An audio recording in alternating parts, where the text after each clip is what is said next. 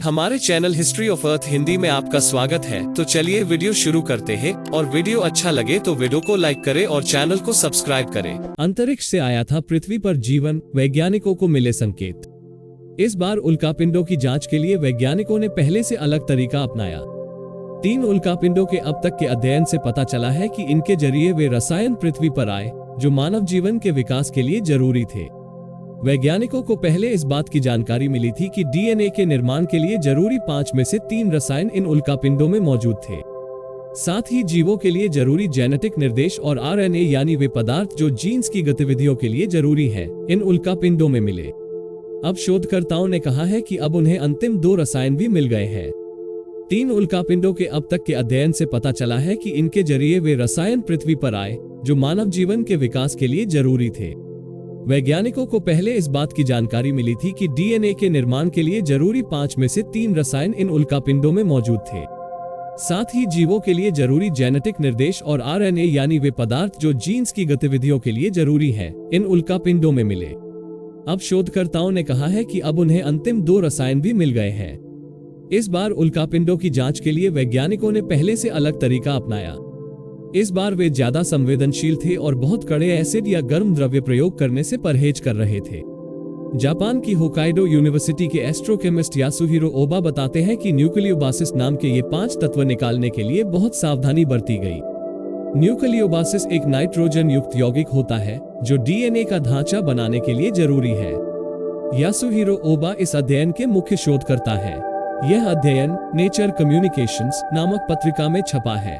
शोध के सह लेखक नासा के गार्डेड फ्लाइट सेंटर में काम करने वाले डैनी ग्लेविन कहते हैं कि बाह्य अंतरिक्ष से ऐसे न्यूक्लियोबासिस आए जो जीवन की शुरुआत के लिए जरूरी थे। इस बात की पुष्टि उस सिद्धांत का प्रतिपादन है कि जीवन के लिए जरूरी तत्व बाहर से आए थे। वैज्ञानिक इस बात की बेहतर समझ के लिए लगातार कोशिश कर रहे हैं कि पृथ्वी पर जीवन कैसे शुरू हुआ, यानी वे क्या घटनाएं थी जिनके कारण जीवन की शुरुआत करने वाली रासायनिक क्रियाएं हुई और ऐसे जीवित माइक्रोब बने जो प्रजनन कर सकते थे। डीएनए और आरएनए का निर्माण उस प्रक्रिया का महत्वपूर्ण कदम था, क्योंकि इन्हीं से जीवों की शारीरिक गतिविधियां निर्देशित होती है। ग्लेविन बताते हैं, पृथ्वी पर जीवन की शुरुआत के लिए हुए रासायनिक कदमों के बारे में अभी बहुत कुछ सीखना बाकी है। इस शोध ने रासायनिक यौगिकों की उस सूची में ऐसे तत्वों को जोड़ा है जो पृथ्वी के शुरुआती समय में ही, यानी जीवन के पनपने से पहले मौजूद रहे होंगे। शोधकर्ताओं ने 3 अलग अलग उल्कापिंडों का अध्ययन किया है। एक 1950 में अमेरिका के केंटकी राज्य के मर्रे में गिरा था। दूसरा ऑस्ट्रेलिया के विक्टोरिया राज्य के मचीसन कस्बे में 1969 में गिरा था। और तीसरा कनाडा के ब्रिटिश कोलंबिया राज्य में साल 2000 में गिरा था। इन तीनों को ही कार्बोनेशियस कॉन्ड्राइट्स कहा जाता है। ये ऐसे पदार्थ से बने हैं जिनके बारे में अनुमान है कि सौर मंडल के निर्माण के शुरुआती दौर में बने होंगे।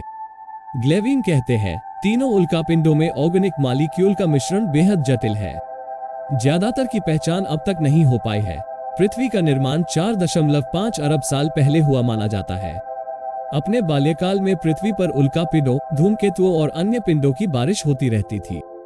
यहाँ जीवन की शुरुआत माइक्रोब्स के रूप में हुई थी जो समुद्र में जन्मे थे। उनकी आयु 3.5 अरब साल आंकी गई है, जो पृथ्वी पर जीवन का पहला संकेत है।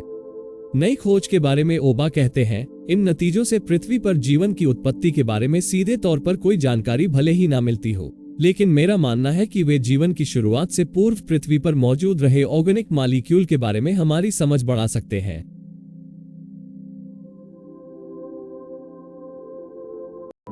ये था आज का वीडियो। अगर वीडियो अच्छा लगे तो चैनल को सब्सक्राइब करें और वीडियो को लाइक करें।